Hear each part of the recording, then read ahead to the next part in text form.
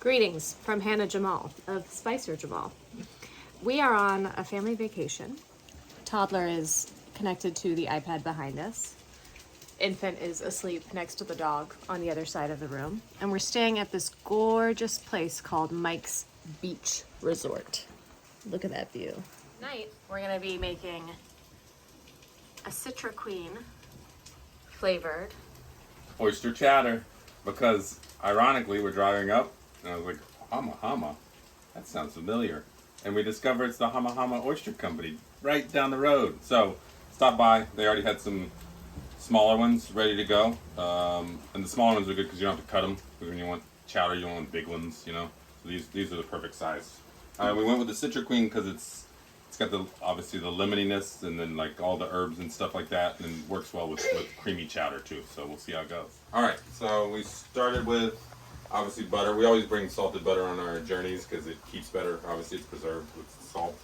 About a whole onion, 2 Yukon Golds, a carrot, but work with what you got. You just want to make sure you have something close to the mirepoix in there for your chowder. And then the stock, I just got chicken because that's all the store had. We'll make it work because the oysters come in a really luxurious broth. Alright, so the onions are sweating with the carrots and the potatoes. I put 1 clove of garlic in. I don't want too much because the Citra Queen has that roasted garlic in it already, so we're good to go on that. And as soon as those onions get translucent, then we're going to add the stock and let everything soften.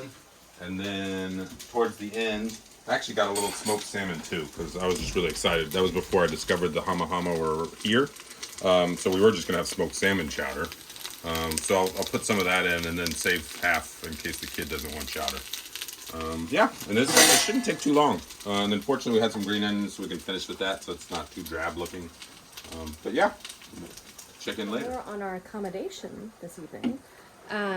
This is the gorgeous view outside our window. But we're staying basically in a room. Little dining table here with some gorgeous fake flowers, 2 beds, and kitchen. So like some of us aren't huge oyster people per se. I'm so on oysters myself. It's a texture thing primarily. What's unique about the oysters from this region, and how can you prepare them so that they are more accessible to people like me? I did all of it. Well, being from the South, I think the easiest way to get introduced to anything that's a little unfamiliar is to fry it. And fried oysters are good. They're really good, especially if you get a nice cornmeal on it. It has that extra crunch. But otherwise, then I think in a chowder is a nice way to do it because you can get the flavor, and if you wanted to, if your host isn't watching, you kind of skip eating the actual oyster, but you're going to get the oyster flavor. But I would start with fried, then chowder, and then once you're feeling brave, do the raw oyster because that's the essence of the sea. That is, oh my God, I'm so excited about this trip. I'm going to eat like 1,000 oysters. And then I would start with just the oyster itself. Then work up to the things that you like to do to it. Or if you're really nervous, you can do a grilled oyster with a little butter. Do a compound butter with some other flavor like Citra Queen and a little bit of softened butter on the grill. And then that's pretty tasty too. I don't know, I can eat oysters all day long. Show me those oysters again closer. Oh yeah. Hama Hama. Hama Hama. This is what's for dinner tonight. And they're from the farm, like not even a mile down the road. Very exciting. For cooking only. Yeah. Yes. That means don't eat them straight out of the can. All right, our broth is simmering. Remember, it's just the potatoes, onions, and carrots because we're trying to soften those because it won't take long for the oysters to cook. And I'm not trying to do a multi-hour chowder here. We don't want to abuse those oysters. I'm going to add the Citra Queen though. So remember our little trick.